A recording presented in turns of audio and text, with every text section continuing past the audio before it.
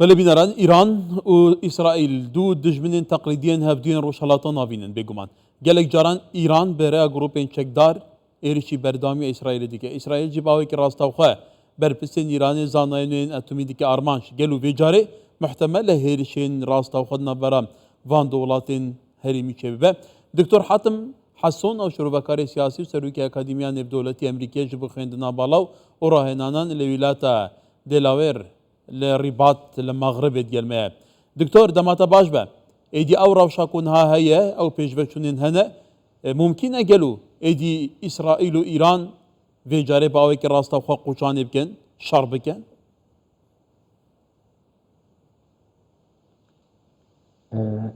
في الحقيقة لراستيدا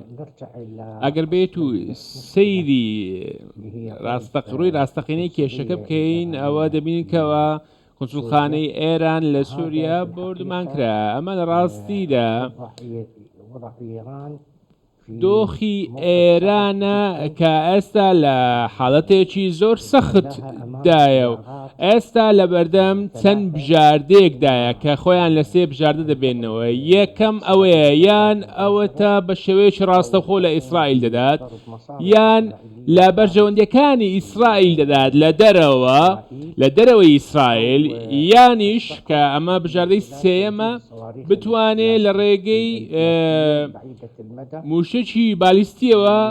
هەندێک ناوچە بردومام کات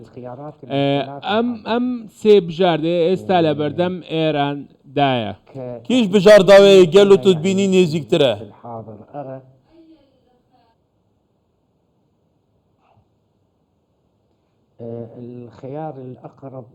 نزیکترین بژاردە ئەوە کەوا لە ئێرانەوە نزیکە بەکارهێنانی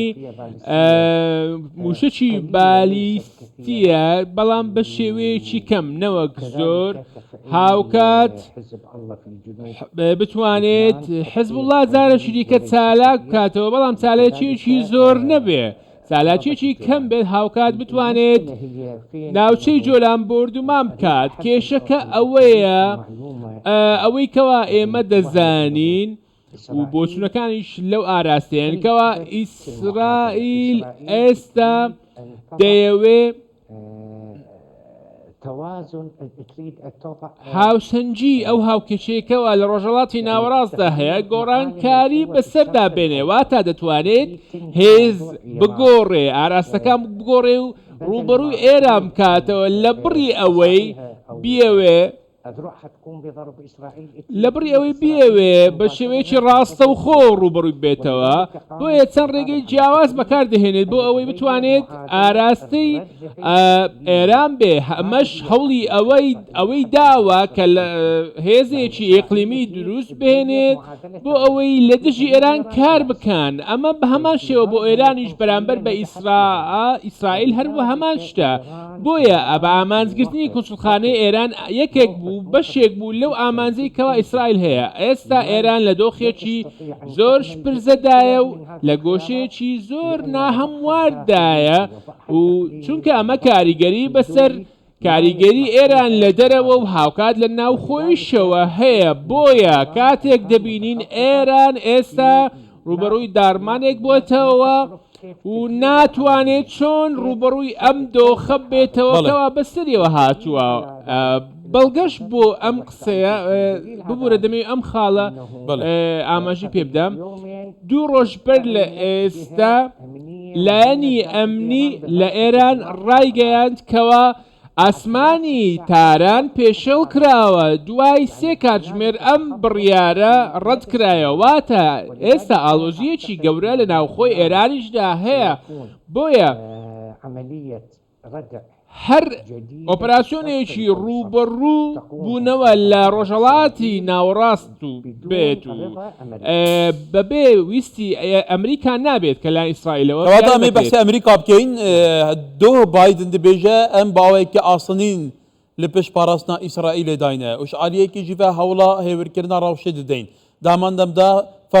فەرماندەیە ناڤەندیە ئەمریکاژی سەردانە ئیسرائیلە دیکە ڕۆلی ئەمریکا دەبێ هەفکێشێ دەگەل و تو چات بینی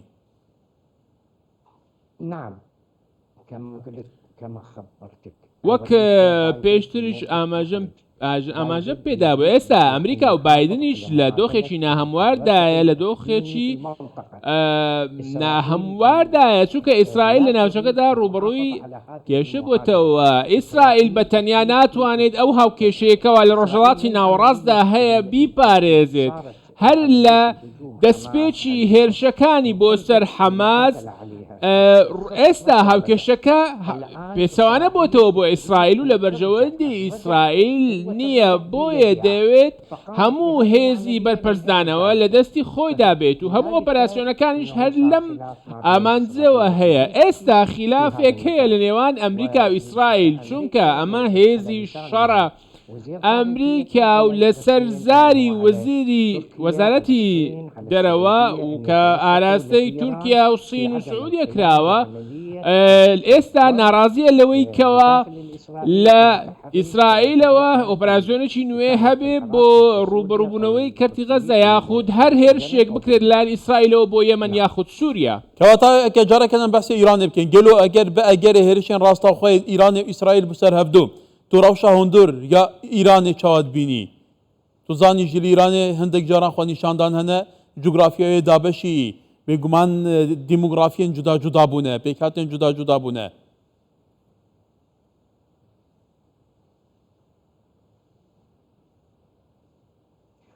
شوف في الحقيقة سیرکە لە ڕاستیدا جامل طرف على طرف لایەنێک ناتوانیت بەسەر لایەنی دیکە بسەپێنیت. ئەگەر بێت و دم كثير يسعد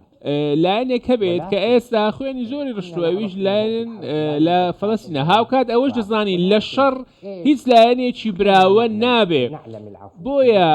هەموو ئەوە دەزانی کە ئێران و ئیسرائیل هێزێکی گەورەیان هەیە و ئەم هێزە سەربازە لە هی ئێران گەورەترە. ئەمە شتێکە شتێکی ڕاستیە، هیچ کەسێک ناتوانێت نکۆڵی لەمە بکە. ئیسرائیل زیانی پێدەگات و ئێرانیش زیانی پێدەگات. بۆیە با بڵێن ئەو زیانەی کەوا بە ئێران دەکەوێت چەندە ڕێژەکەی یاخود ئەوەی بە ئیسرائیل دەکەوێت چەندە. ئەمە لە ڕووی ڕێژەییەوە جیاوازە، واتە قەبارەی زیانەکان بۆ هەردوو لا زۆر جیاوازە لەو ناوچەیەدا. بۆیە زیانەکانی ئێران زۆر زیاتر دەبێت لەو زیانەی کەوا بە ئیسرائیل دەکەوێت. کەواتە ئەگەر لە داوای ئەم وێ پرسێژی بکەین ڕۆژهەڵاتە ناوین دکەلە دگەلێک ئالیاندا شەڕێن گەلێکی دژوار هەنە لە هەفدان هەنە کەواتە گەلو دە پێش هەتەکە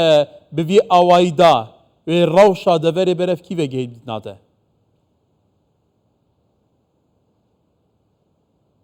نعم بەڵێ استدلالي على ذلك لەم دەمەوێت سێ خاڵتان پێ بدەم. یەکەم هاوکێشەی ڕوبەڕووبوونەوەی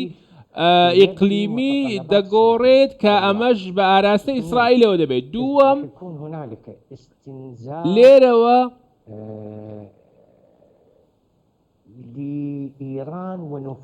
هەوڵێک هەیە بۆ ئەوەی نفوزی ئێران لەو ناوچەیەدا کەم بکرێتەوە. سێیەمیان ئەوەیە کە ئەمەش لە هەمیان گرنگترە دەفرەقکردنی دۆخی ئێرانە کە ئەمەش لە ڕێگەی ڕوبەڕوو بوونەوەی ئاراستەیەکی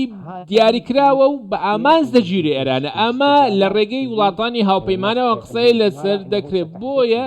ئەمە دەبێتە ناوچەکەمان لە داهاتوویەکی زۆر نزیکدا ئەمە ڕوو دەدات، زۆریش نابێ ئەمە. بله دکتۆر حاتم حەسۆن شەرۆڤەکاری سیاسی و سەرۆکی ئەکادیمیا نێودەوڵەتی ئەمریکی بۆ خواندنا بڵند و ڕاهێنانان لە مەغربێت گەنمە بوو. گەلێک سوپاس دکتۆر.